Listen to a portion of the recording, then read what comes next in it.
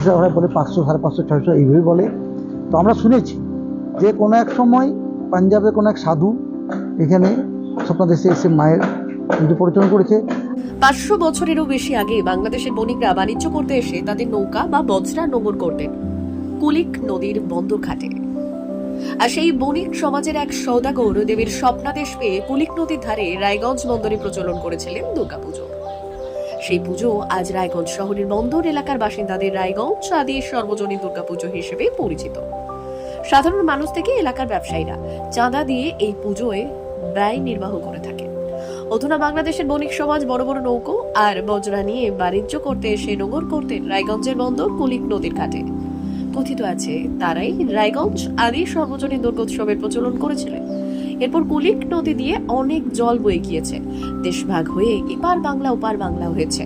আর কুলিকের জলে ভাসে না বাংলাদেশের বণিকদের বজ্রা, আসে না বাংলাদেশের বণিকরাও, কিন্তু বন্ধ হয়ে যায়নি বণিকদের প্রচলন করা সেই দুর্গাপুজো। এলাকার বাসিন্দারাই চাঁদা তুলে সর্বজনীন ভাবে দুর্গাপুজো করে চলেছেন। 500 বছরের পুরনো সেই একই কাঠামোটি আজও দেবীর প্রতিমা নির্মাণ করা হয়ে থাকে। মৃৎশিল্পী এসে এই মন্দিরের মধ্যেই মা দুর্গা প্রতিমা তৈরি করে। রায়গঞ্জ আদি সর্বজনীন দুর্গাপুজো কমিটির কর্মকর্তা রূপেশ সাহা জানালেন, তাদের 7 পূর্বপুরুষও জানাতে পারেনি এই পুজোর বয়স কত। তবে এখানকার দেবী দুর্গা খুবই জাগ্রত, নিয়ম নিষ্ঠা করে পুজো করা হয় এখানে।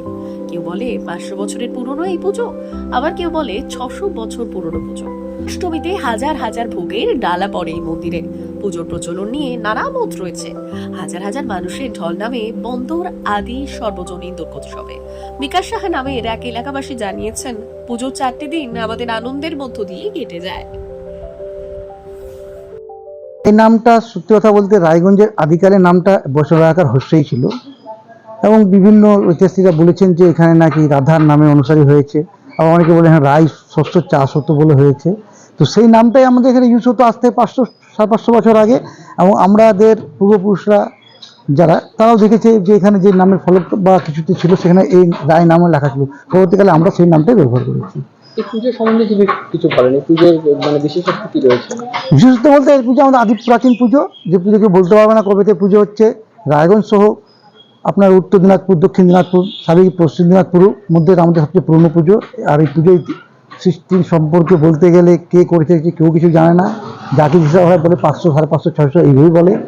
তো আমরা শুনেছি যে কোনো এক সময় পাঞ্জাবে কোনো এক সাধু এখানে স্বপ্নাদেশে এসে মায়ের পুজো পরিচালনা করেছে। আবার অনেকে বলেছেন যে না, আজ 500 বছর আগে এখানে আমাদের কুলি নদী খুবই সজাগ ছিল, নদীটা সচল ছিল। সেখানে বড় বড় নৌকা আসতো, বজ্রা নৌকা, যেখানে বাণিজ্য করতে আসতো। যে এটার নাম বন্দর, বুঝতে পারছেন কেন হয়েছে। তো ওই বাণিজ্য করতে এসে এখানে বণিকরা রেস্ট নিত বা মাল বিক্রি করার জন্য নামতো, তারা নাকি এই পুজো প্রচলন করেছে। কতটা নিষ্ঠা ভক্তি সহকারে প্রচুর নিষ্ঠা হচ্ছে। স্যার আমাদের মায়ের পুজোর এখানে প্যান্ডেল লাইটে কিছু দেখতে পাবেন না। আমরা 3 দিন ধরে মায়ের সপ্তমী, অষ্টমী, নবমী ও দশমী 4 দিনই মায়ের পুজোতে আমাদের সম্পূর্ণ ফোকাস থাকে। সমস্ত রকম আয়োজন মায়ের পুজোকে নিয়ে ঘিরে হয়।